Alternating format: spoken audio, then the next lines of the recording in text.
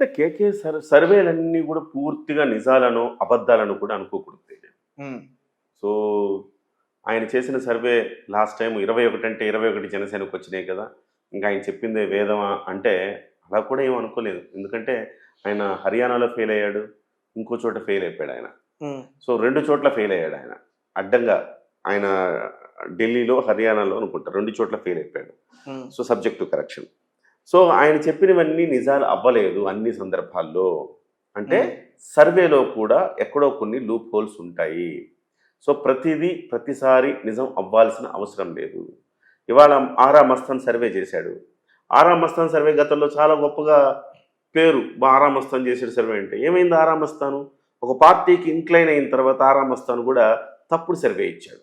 వైసీపీకి ఇంక్లైన్ అయిన తర్వాత సర్వే తప్పుడు ఇచ్చింది. అంటే మన మనసులో మన భావనలలో ఒక పార్టీకి అనుకూలంగా ఉంటే మనం చేసే సర్వే కూడా కొంత తప్పుదోవ పట్టిస్తుంది మనల్ని. సో ఆ హ్మ్. రకంగా ఆరా మస్తాన్ కానివ్వండి, అంతకుముందు ఆత్మసాక్షి అని ఇలాంటి వాళ్ళందరూ కూడా బొక్కబొర్ల పడ్డారు కదా మొన్న ఎన్నికల్లో. అవును. గతంలో వీళ్ళు మళ్ళీ నిరూపించుకున్న వాళ్ళే. మళ్ళీ బొక్కబొర్ల పడ్డారు. హ్మ్. కాబట్టి సర్వేకు ప్రామాణికత అంటే పూర్తి స్థాయిలో సర్వేను 100% ఇది వాస్తవం. వీళ్ళు చెప్పారంటే ఖచ్చితంగా ఇది ఉంటుంది అని మనం తీసుకోలేము. First point. హ్మ్. సెకండ్ పాయింట్ ఏంటంటే అట్లని చెప్పేసి వీడు చెప్పిందంత అబద్ధం అని కూడా అనుకోలేము. ఎవరో నన్ను ఇద్దరు ముగ్గురు అడుగుతున్నారు ఫోన్లు చేసి, సార్ కేకే సర్వే కొంత నా కూటమికి కాస్త ఏదో నెగిటివ్గా ఉన్నట్టు అనిపిస్తోంది నాకు, జగన్మోహన్ రెడ్డికి అమ్ముడుపోయాడంటారా అని అన్నాను. ఇప్పుడా? ఇప్పుడు సార్ ఇప్పుడు ఆయన చెప్తున్న మాట్లాడుతున్నా. పూర్తిగా రివీల్ చేయలే ఆయన. 12వ తారీఖు వస్తుంది పూర్తిగా. హ్మ్. మీరు అడుగుతున్న ప్రశ్నే కానీ ఎవరైనా నన్ను అడుగుతుంది కానీ కొంచెం ఆయన కొంచెం బయట కొంచెం లీక్ చేశాడు కదా. ఆ లీక్ చేసిన అంశాల మీద మాత్రమే మాట్లాడుతున్నాం మనం. సో అంటే నేనన్నాను, మరి గతంలో ఏమన్నా వైసీపీ జనసేన పార్టీ దగ్గర డబ్బులు తీసుకున్నాడా, కూటమి దగ్గర డబ్బులు తీసుకున్నాడా? కరెక్టే చెప్పాడు కదా. హ్మ్. ఇప్పుడు కూడా డబ్బులు తీసుకుని ఆయన సర్వే చేశాడని మనం ఎట్లా అంటాం? ఆయన చెప్పిన దాంట్లో వాస్తవం కూడా ఉండొచ్చు కదా. హ్మ్. ఇప్పుడు ఏమంటున్నారు మీరు? 80 మంది ఎమ్మెల్యేల మీద వ్యతిరేకత ఉంది స్థానికంగా. ఉండొచ్చు. దాని మీద స్కోప్ లేదంటాము. ఖచ్చితంగా ఉండొచ్చు. నిన్న ముఖ్యమంత్రి గారు ఏమన్నారు?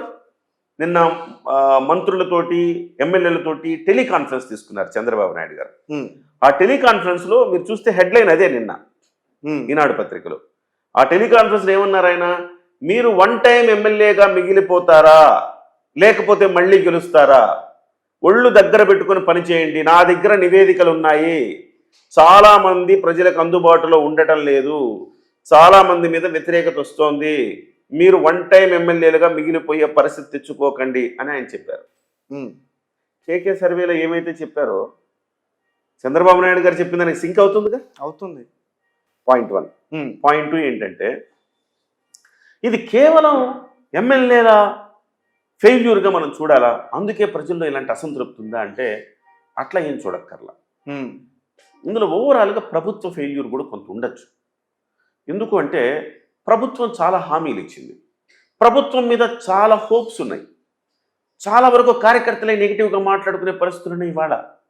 రీజన్ ఏంటంటే మేమేదో అనుకున్నాం, ప్రభుత్వం వస్తే వాడిని కొట్టేస్తారు, వీడిని కొట్టేస్తారు, వాడిని అరెస్ట్ చేస్తారు, వీడిని అరెస్ట్ చేస్తారు అనుకున్నాం, కానీ స్లో ఉంది ప్రభుత్వం అని చెప్పి చాలామంది శాంతి భద్రతల విషయంలో కొంతమంది అనుకుంటున్నారు. హ్మ్. చాలామంది మీరు కూడా చూసుంటారు కదా, చాలామంది జగన్మోహన్ రెడ్డి అయితే అడ్డంగా అరెస్ట్ చేసేవాడు, మా వాడు ఆలోచిస్తున్నాడు, చంద్రబాబు నాయుడు అలాగే పవన్ కళ్యాణ్ ఆలోచిస్తున్నాడు అంటే ఎంత ఒత్తిడి వచ్చిందంటే ఒక దశలో చంద్రబాబు నాయుడు చెప్పుకోవాల్సి వచ్చింది, ఇది కక్షపూరిత విధానాలతో పాలన చెయ్యలేము, నిజమైన ఆధారాలు ఉంటేనే నేను అరెస్ట్ చేయిస్తాను, అంతే తప్ప కక్షపూరితంగా మీకు కోపం ఉందని నేను చేయలేను అని అన్నారు ఆయన. అంతటి ప్రెషర్ వచ్చింది ప్రభుత్వం మీద. అలాంటి వాళ్ళు నెగిటివ్గా మాట్లాడుకుంటారు. 2, ప్రభుత్వం వచ్చిన తర్వాత పథకాలు ఏవైతే సూపర్ 6 అందో ఆ సూపర్ 6 చాలా వరకు అమలు కాల. ఇవాళ ఇప్పుడు అమలు చేస్తాం, ఈ నెలలో పడతాయి డబ్బులు అంటున్నారు. సో పాయింట్ 2 ఇదొక అసంతృప్తి ఉంటుంది. పాయింట్ 3, ఇంట్లో కూర్చొని హ్యాపీగా ఫ్యాన్కి ఆరేసుకునే వాళ్ళు కాస్త ఇవాళ రేషన్ షాప్ దాకా వెళ్ళి తెచ్చుకోవాల్సి వస్తుంది సరుకులు. సో మొన్నటి దాకా ఇంటికే తెచ్చి ఇచ్చేవాళ్ళు కదా, ఇప్పుడు అక్కడ దాకా వెళ్ళాల్సి వస్తుంది. పాయింట్ 3 వ్యతిరేకత వస్తుంది. సో ఒకసారి సుఖాన్ని అలవాటు చేశారుగా. వాస్తవానికి ఈ ప్రభుత్వం చేసేది కరెక్టు. నీకు నిజంగా రేషన్ కావాలంటే వెళ్ళి తెచ్చుకోవాలా. నీ ఇంటి దగ్గరికి వస్తే ఎంత ఎంత తప్పుదోవ పడుతుంది, ఆ వెహికల్స్లో ఎంత అమౌంట్ ఆఫ్ బియ్యం బయటికి వెళ్ళిపోతా ఉంది. కాబట్టి ఇవన్నిటినీ ఖచ్చితంగా అడ్డుకట్ట వేయాలంటే ఇంటి దగ్గరికి వెళ్ళకూడదు వెహికల్స్లో. సో దాని మీద కొంతమందికి వ్యతిరేకత ఉంటుంది. అలాగే కానీ మీరు ఇప్పుడు వాలంటీర్ల వ్యవస్థను తీసేశారు.